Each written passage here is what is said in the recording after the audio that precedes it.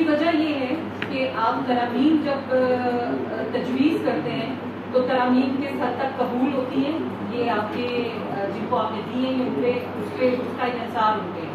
لیکن یہاں بات ہو رہی تھی 25 کوڈ کی. یہ 25 کوڈ ابھی تک انہوں نے جو ہماری سوشل پروٹیکشن سے متعلقہ جو social security EOPI worker welfare board اس حوالے سے جو ہمارے درینہ مطالبات تھے ہم چاہتے ہیں جیسے سوشل سیکیورٹی ایک خود مختار ادارہ ہے ہم نے یہ ہمیشہ سے مطالبہ کیا تھا کہ وہاں پہ محنت کشوں کی اور امپلائر کی اور امپلائیز کی تعداد بڑھائی جائے اور ان کا اختیار بڑھایا جائے.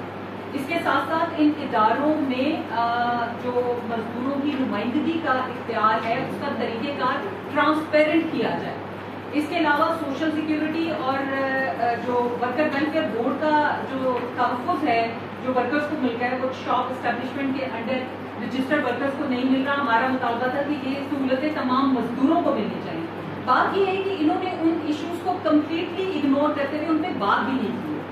اب آپ اس ساری ان کی نیت سے واقف ہو جائیں کہ اگر ہمارے ہی مطالبات پہ بقول ان کے کہ انہوں نے یہ کوڈ بنائے ہیں تو اس میں تو ہمارے کوئی بھی مطالبہ قبول نہیں کیا.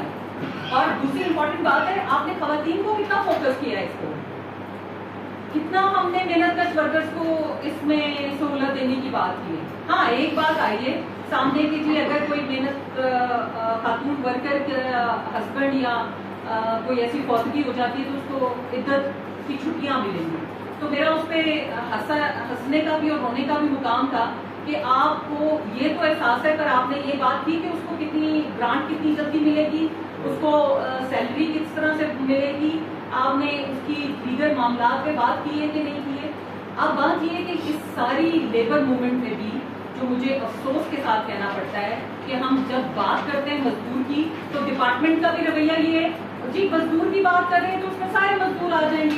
ہم یہ کیوں بھول جاتے ہیں کہ خواتین مزدور کی ضروریات ان کے ہیلتھ اینڈ سیفٹی کے ایشو ٹریڈ یونین میں ان کی تنظیم سازی کا معاملہ یہ سب ایک سینسٹیو اور علیحدہ ایشو اور ہم کیوں بھول جاتے ہیں. تمام میری فیڈریشنز کے ساتھ فیڈریشن سے یہ بات ہے معذرت کے ساتھ آج تک میں جتنی بھی لیبر کے اپنی لیڈران کے ساتھ چاہے وہ نیوز پیپرز کے فورم ہوں یا دیگر فورم پہ ہوں آج بھی اتنے بیٹھے ہوئے ساتھیوں میں سے مجھے بتائیے کس نے بات کی ہے مزدور خواتین.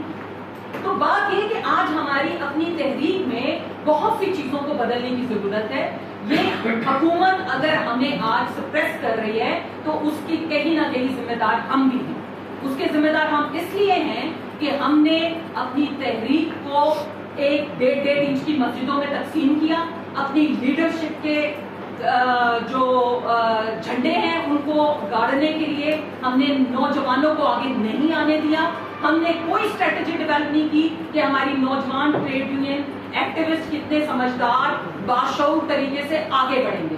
تو بات یہ ہے کہ اس کو کمپلیٹلی ریجیکٹ کرنے کے ساتھ ساتھ میں اپنے تمام لیبر لیڈران تمام بڑی فیڈریشن سے یہ ریکویسٹ کروں گی کہ جب بھی ہم خود بات کریں محنت کشوں کے قانون کی خدارہ محنت کش خواتین جو ٹھیکے داری نظام کے تحت سب سے زیادہ استحصال کا شکار ہو رہی ہیں ان پہ فوکس رکھیں. ہمیں بات کرنی ہے کہ آج اگر ٹھیکے داری سے کوئی بھی سب سے زیادہ مر رہا ہے تو وہ محنت کش خواتین مر رہے ہیں. آج ہمیں ایک سے کام کا ایک سا موقع نہیں مل رہا وہ انہی قوانین کو جن کو اب ہم کہہ رہے ہیں کہ بہتر قوانین ہیں ان کی موجودگی میں نہیں مل رہا. اور اس کی بڑی وجہ آپ کی ٹریڈ یونین تحریک میں دن بدن کمی ہو. میں چودھری صاحب کی بات سے متفق ہوں. ابھی ہم پرائیویٹائزیشن کی بات کر رہے ہیں. حکومت نے پرائیویٹائزیشن کی بات شروع کی ہے اور ساتھ ہی یہ کوڈ بھی آ گئے. کیا ہمیں یہ سمجھ نہیں آنا چاہیے کہ یہ کیا اور کیوں اور کس لیے ہو رہا ہے اور ہمیں یہ بھی سمجھ آنا چاہیے کہ پرائیویٹائزیشن کے ساتھ ان کو یہ قوانین چاہیے جو انہوں نے آپ کو ریکمینڈ کیے ہیں. تو ایسی صورتحال میں نہ صرف پرائیویٹائزیشن کے خلاف بلکہ ہم نے اپنے لیبر قوانین بھی مزدوروں کی ریکمنڈیشن کے مطابق بنانے کی ڈیمانڈ رکھتی ہے. یہ لیبر کوڈ ہم مسترد کرتے ہیں. بین الاقوامی ہم گلوبلائزیشن کو کبھی نہ بھولیں. اگر آج ہم صرف اس خطے کی بات کریں پاکستان کی بات کریں آئسولیٹ کریں گے لیبر لاس کو تو ہمیشہ گھاٹے کا سودا کریں گے.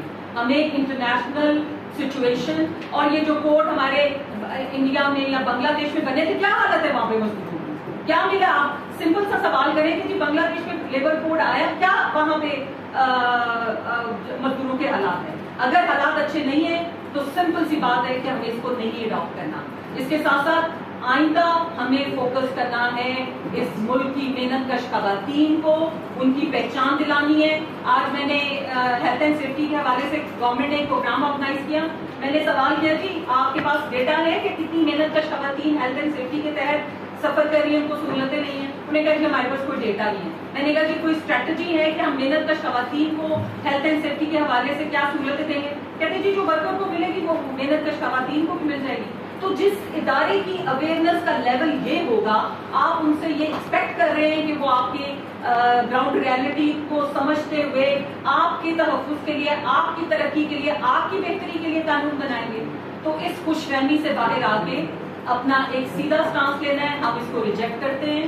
اس میں ایسا کوئی قانون نہیں ہے جس کی خاطر ہم اس میں صرف ترامیم کو تجویز کریں. اس کو ریجیکٹ کریں اور پوری طرح سے نئے قانون بنا کے جو مزدوروں کی گراؤنڈ ریالٹی, محنت کش خواتین کی صورتحال اور ٹریڈ یونین کی جو دن بدن بگڑتی صورتحال ہے, اس کو مد نظر رکھتے ہوئے آگے تجویز کیے جائیں. بہت شکریہ. میرا نام